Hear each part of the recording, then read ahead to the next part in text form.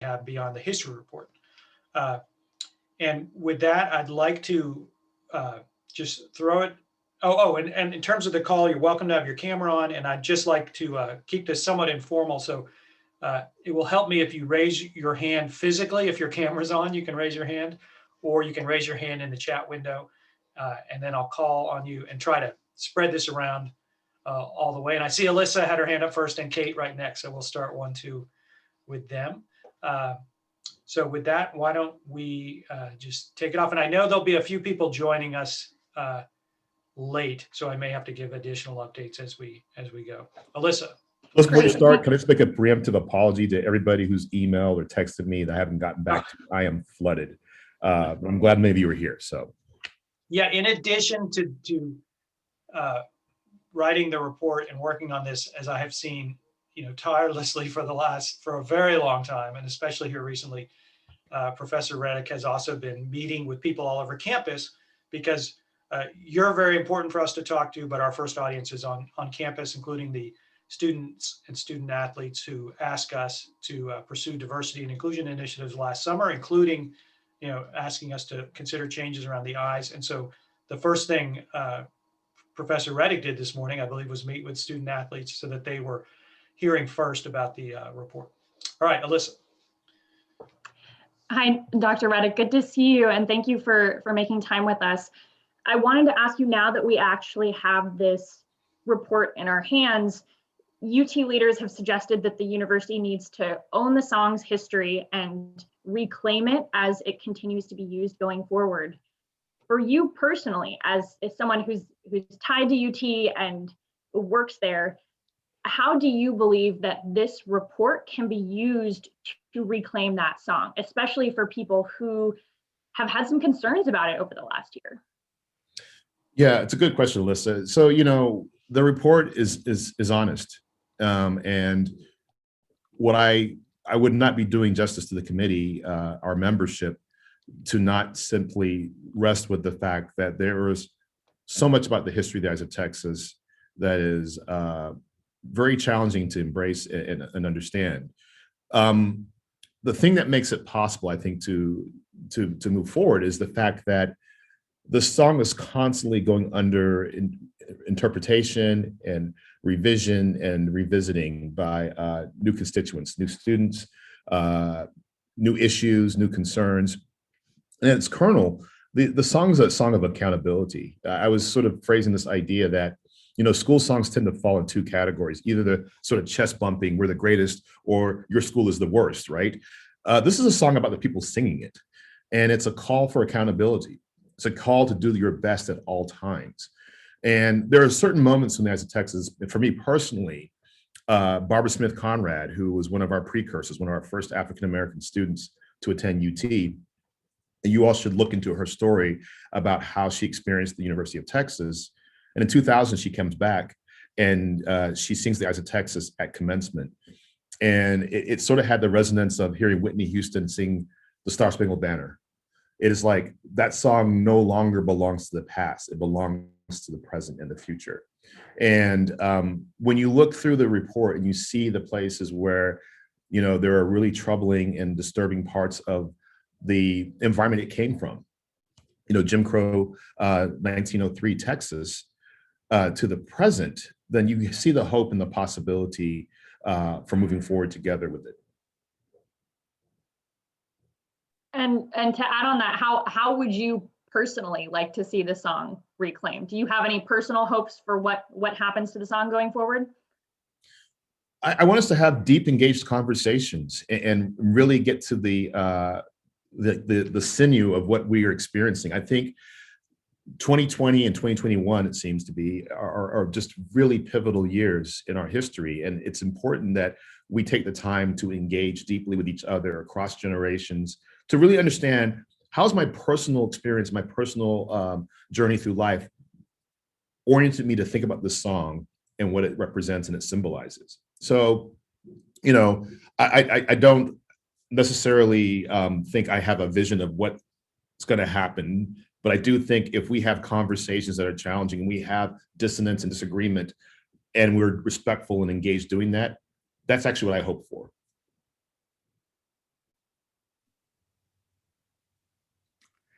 I think I was next, JB. Is that you were on mute? I'm sorry, Kate. No Yes, worries. thank you. That's what I was trying to say your name there. Hey, Kate. Hi, Dr. Reddick. So I have a kind of specific question looking through the history. The report found, that they couldn't find a primary document that linked the phrase "Eyes of Texas" to Robert E. Lee, but then later said that you did find that Lee said that the eyes of the country are upon you to the Confederacy. And then similarly with the minstrel shows, there were no photos or reviews of the time at the time that specifically said, yes, the students were in blackface, but based on, research about minstrel shows, it's likely they were. And then, you cited the article from 1931 where Sinclair was quoted saying it was likely he was wearing blackface. I'm wondering, how you, given those kind of contradictions of, we didn't find this, but then we found that. Is it possible, you think, for people to read this report and come to a different conclusion than what the committee found, that this song was not overtly racist?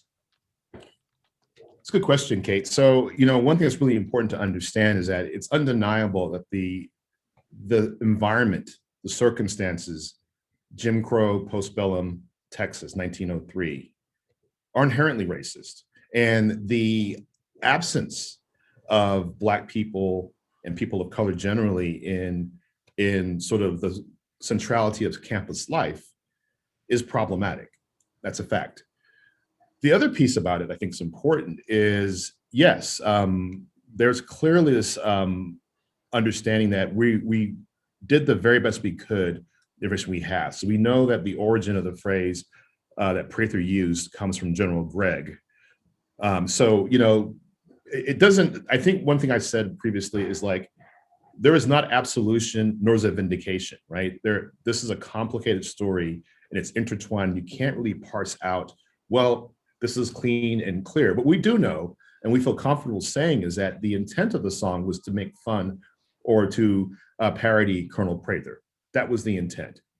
Lyrically, from John Lang Sinclair's work, that's what we have. So people have, this is part of the interpretation of the song. People have said, well, does this line mean that? Does that line mean that? I don't necessarily think that's something we can confirm, and people are going to be welcome to. And we encourage people to sit with the report and talk about the fact that, the historical records in some places are really strong. In other places, they're more spotty. Did I answer your question? I kind of feel I was going in the direction. Yeah, no, that did. I mean, how much do you personally think that the tradition and situation of the time should be, if the tradition that it came from and originated from is inherently and factually racist, how much that should be considered regardless of intent within that, cultural milieu? I think you guys use that phrase. Yeah, that's definitely my phrase. So my thought is, if the eyes of Texas stayed static, that would be something probably hard to grapple with. But the thing is, even 2 years later, the eyes of Texas makes an abrupt turn from being the parody song at the minstrel show to being the hymn for Colonel Prather's funeral, where John Lang Sinclair and Lewis Johnson are like surprised. They're like, this is what's happening now? And in the 1940s, when Homie Rainey is the president, it's used for a protest. There's so many times when the song takes a turn, and unlike most school songs, it's actually being used lyrically to point out an injustice, academic freedom. One of the favorite parts for me, or discoveries, was the 1966 march from South Texas of Mexican-American farm workers marching for civil rights, marching for working wages, using the eyes of Texas. So that evolution, tells me that the song, every time it's sung, to quote one of our committee members, a new chapter is written. And sometimes the chapter looks like the chapter before. And sometimes it's a 1905 chapter, or a Barbara Smith Conrad chapter, or a farm workers chapter. So that to me is interesting and exciting about it. And who knows what's coming next? That's what I say. All right. Thank you, Rudy. Hey, Rudy. Hey, Doctor, great report, interesting report for sure. My thought is that it was announced weeks before this report was released that the song would stay the official school song. So the report was never about what was going to happen to the song, why do the report if the decision had already been made? So I think that there's some people will look at it saying, well, the fix was in, and the report is just, to justify the decision that had been made earlier. So how do you respond to that? What was this report intent for? And Rich, before you answer that, I want to jump in because I've heard the president answer this question yesterday. I just want to share what he said. He made two comments on this precise point. One is that he said not making the committee make that decision, and Rich can explain that from the community perspective, freed them up because if they were burdened with making that decision, it would change the interest in participating in the group and change the dynamic of what they were doing and the public pressure. So that freed them up from that pressure. But the other thing he said is that while the decision was made, he knew that the committee could discover things that would cause him to reevaluate the decision. And if you watch the videos, which are outstanding, the overview video especially, you'll hear at least one committee member I know express that same feeling going into the committee. So I think that's an important fact. Rich. So Yeah, it's let me be a little more think. If the decision was already made, what's your hope that this report will do? So it gives the context. So one of the challenges about discussing this is like making sure that we at least can drill down and get the best we can when it comes to the facts. When people make a decision about the eyes of Texas, for or against or conflicted, right? To know what we can actually say, we have evidence, we have primary sources to tell us this is how the song originated. This is how it was used. This is where we can go with it. This is what it was used for. The most exciting thing to me, and obviously we're all history geeks and we're academics, we love that stuff. But the fourth charge, which is how do you educate a community about this? Because what happens, Rudy, is that the story of the state of Texas, of the University of Texas, of the Jim Crow South, and its move from Jim Crow to integration is all told through the song. And it's literally the song only has 20 years of before UT has the song. So it's almost the entire history of the university. And it's reflected all the major events, all sort of come through in the eyes of Texas. So it's an incredible opportunity, I think, for us to be visionary, to really sort of sit with the history and not try to cover it up or move past it, but actually say, this is part of our history. And there are so many tendrils and connections that we could make to other parts of this. So I really want folks to take time to look at charge 4. We sort of posit what we can do going forward, because that's what excites me. When I talked to the student athletes this morning, the conversation was about what's next. We have ideas. We have 40 ideas, as a matter of fact. And the reality is the community now has a chance to be engaged in those ideas. And at its core, it's about building community with respect, with understanding that people have different understandings and different life experiences that may shape how they feel about the song. But being involved in that conversation, to me, is critical. That was going to be my follow-up in regards to a lot of people seem to have already their minds made up about the song. So how do you address those folks? Well, my challenge is to everybody, and this is what happened in our committee. 25 of us got together, and there was at least one moment, if not several other moments, where people were like, I have to rethink what I already thought my position was on something. That might not mean you change your overall approach to it, and your approach can be nuanced. It doesn't have to be, I'm for the eyes of Texas or against the eyes of Texas. It could be, I generally feel positive about it, but I have some negative feelings, and vice versa. That can happen too, and it can evolve. One of the most interesting things, I think, was us being a multi-generational group. People who started UT in the 60s to the current day. And many of us talked about the evolution of how we felt about the song, and it went different directions. And the context matters too. Singing at a football game, singing at a commencement ceremony, singing at a funeral, those are all the same song, but very different contexts. So, that's the thing. I hope that people take the time to engage and sit and allow themselves to be uncomfortable if that's what ends up happening, and just know that's what work is about. We're all encouraged by the idea of just creating some dissonance in the experience, because I assure you there's probably things in the report, no matter how well versed you are in the University of Texas, that you probably didn't know. And we hope that people look with those issues and sit with them and say, wow, okay, that makes me feel different. Brittany, you are next. Hi there. Sorry, my camera's not working this morning. Usually I'm bright and you can see my face, but I did have two questions. This actually kind of mirrors what Rudy was asking as well. One, I would actually like to, and you just touched on it, to hear the feedback and the conversations you had this morning with some of the student athletes. And also just the importance, I mean, we think about a 58-page report, a 24-person panel, that's a lot of time, energy to really dive deep into this, and maybe just why was it important to have that many, that many voices involved in such an in-depth, maybe just speaking to the importance of why, it was to go this far with it. Okay, so the first question, the conversations really were about asking for clarity. What do we know? What are the origins of the song? Those sorts of things. But most of the questions veered towards what happens now, what happens next. And what I said is that we have 40 recommendations, but that's just the beginning of it. As students, as athletes, as alums, as faculty, staff members, as community members, we have an overwhelming opportunity to do something special here. Because the University of Texas is also tied to the city of Austin as well, right? It's not an independent entity. So we can start talking about very complicated issues that the city is still grappling with, that the state's grappling with, the university is grappling with.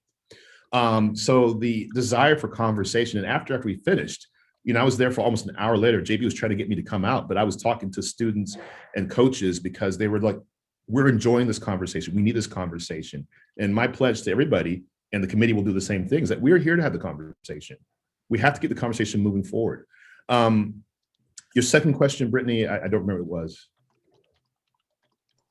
No problem. Just again, and I think this kind of piggybacks again what Rudy said, just, the in-depth report, we already seen that there was, a decision on, the fate of the song, but, a 58-page report, a 24-person panel, that's a lot of time and energy, and I'm glad you guys were doing this work, but maybe just speaking to why it was so important to have this vast, overlay of that decision and the moving forward piece.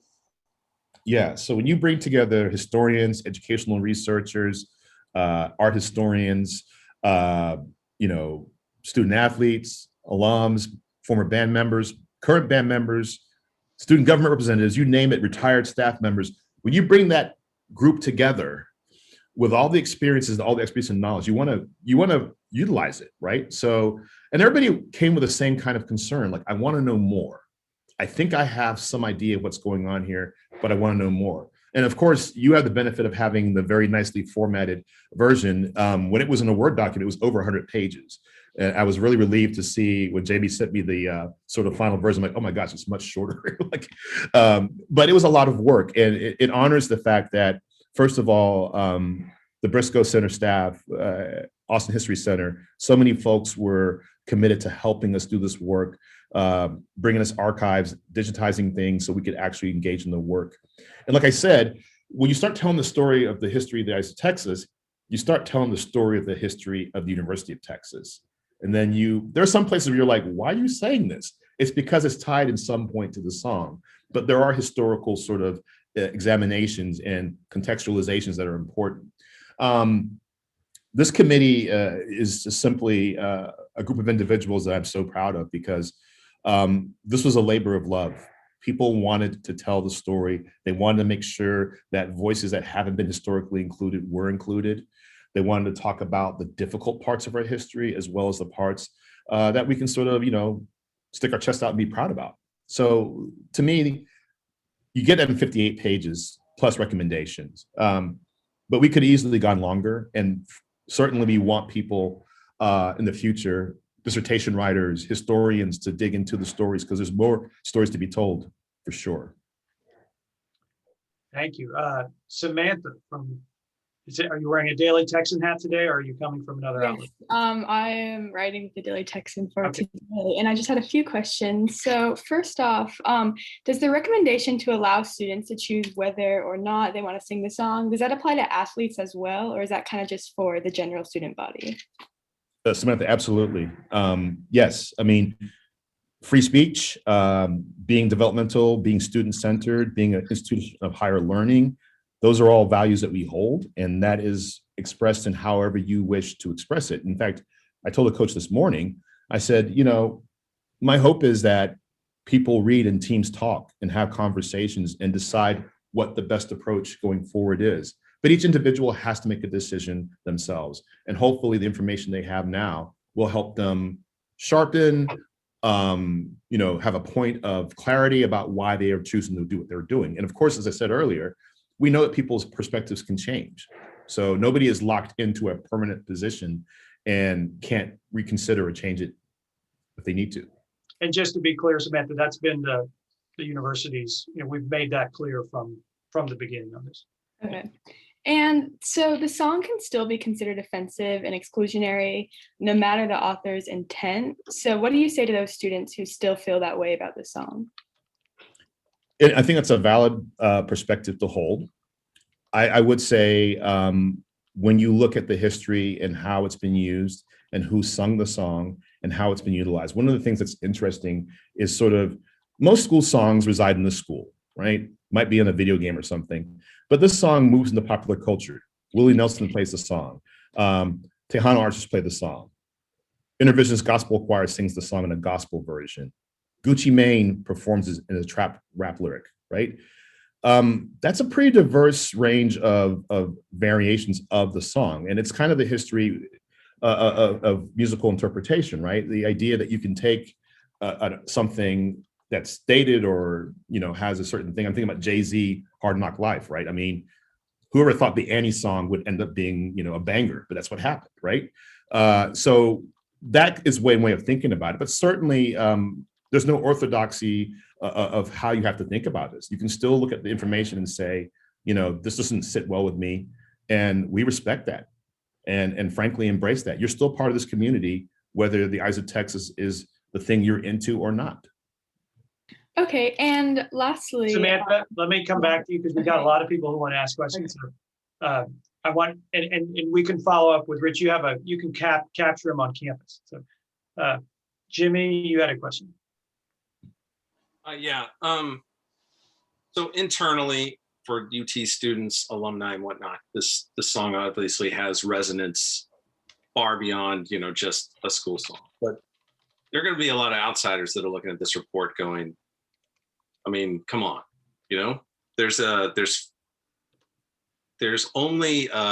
opportunity here that Texas may have had to move beyond something that may or may not have, but has roots in something that nobody really wants to celebrate.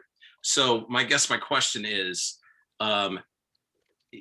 there for the national audience, I guess, for the outsiders, for the people that don't understand why I've been working on a railroad is getting so much attention,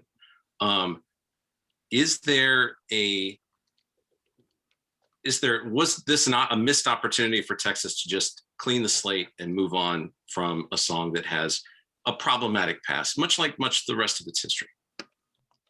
Yeah, so Jimmy, I don't think there's a way to escape the past. And in fact, that's really a problematic framing, I think. And I'm reminded of a quote from Toni Morrison, and she said, "The culture doesn't encourage dwelling on, let alone coming to terms with the truth about the past," right? The United States of America as an institution has troubling aspects to its past.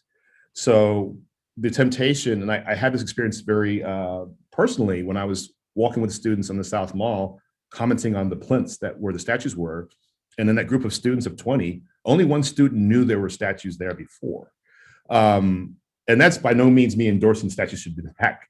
It's saying that if you don't have things contextually present, the danger is that they go away and it lets the institution off the hook. It evades the accountability of saying this song was created in a Jim Crow era at a minstrel show in blackface. That's part of this university's history. We need to talk about that. We need to come to terms with that. You know, I think the harder thing that President Hartzell chose was this different route, which is not to say we're keeping it, keep on moving, not to say we're getting rid of it, it's going to go away and hope that the headlines go away. It's let's work with this and use it as a tool to teach. We're an institution of higher learning.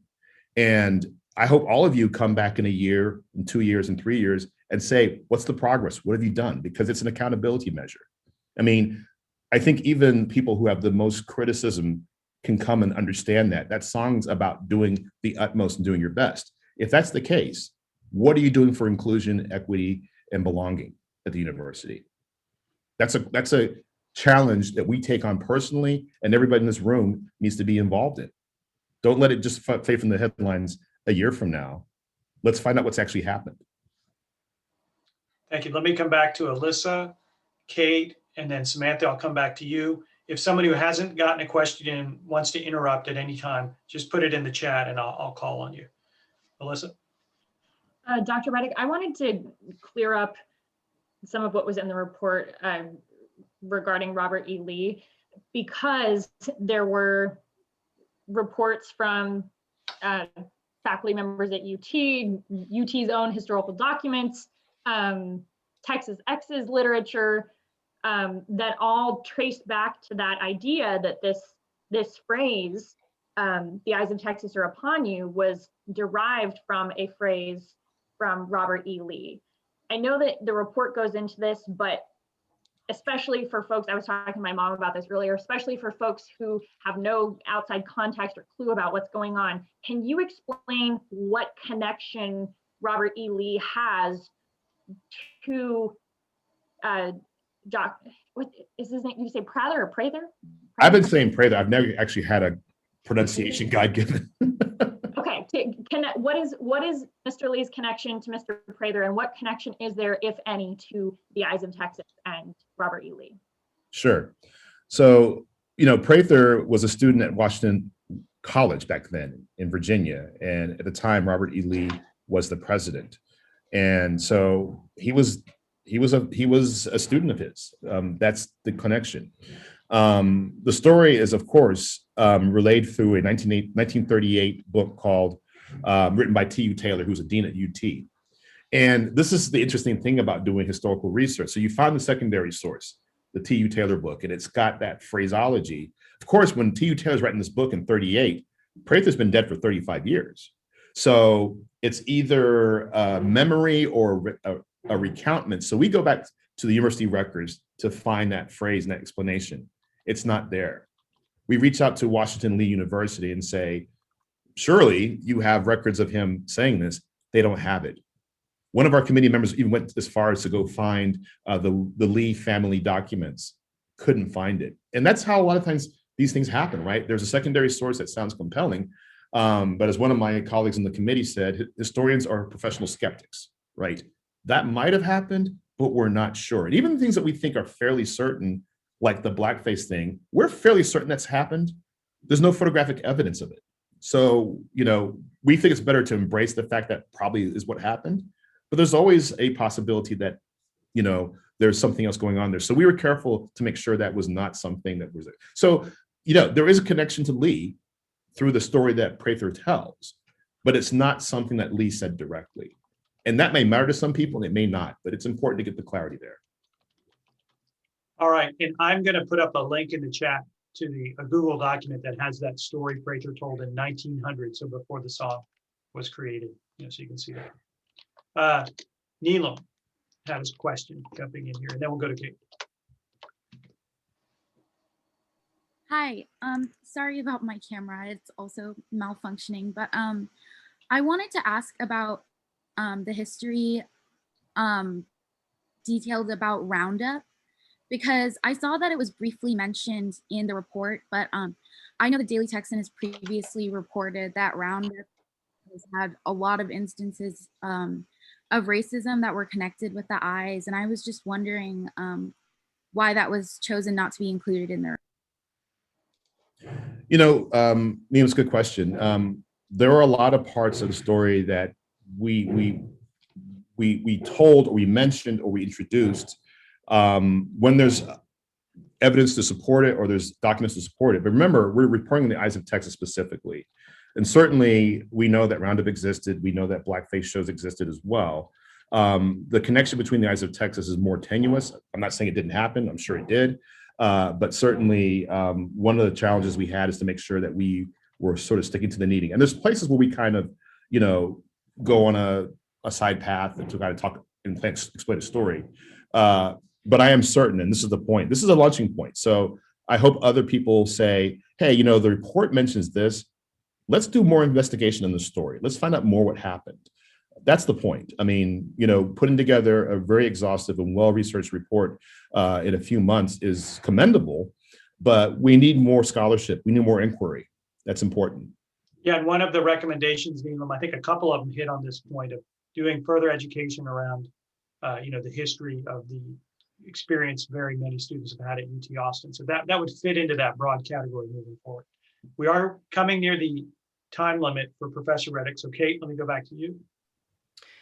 I have two questions that are kind of related. First off, Dr. Reddick, I just wanted to confirm you did speak to student athletes today. If so, how many and who did you speak to? Football players, others? It was all athletics. I can't tell you how many people were there. It was in the Irwin Center, socially distanced. I believe all the teams were there. So okay. Maybe football wasn't there. I don't know if that's the case or not, but a large contingent of teams.